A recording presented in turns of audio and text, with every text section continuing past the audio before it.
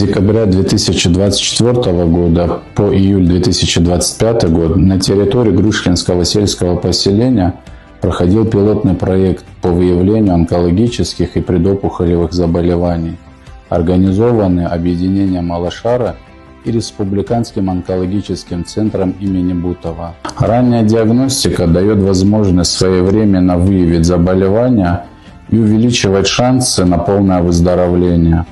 СИШ-СБО проект с самого начала бара яхдырдырт и надыр хейгургед. Сиздрума хус ярыласит, хоть ядрушт хзвядара аусызку. Иги бесплатно-то, иги на месте, ариаз куцы залахидудна из разхат.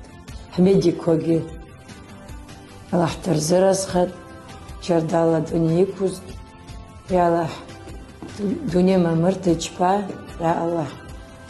Зирати у Аллах рукурша,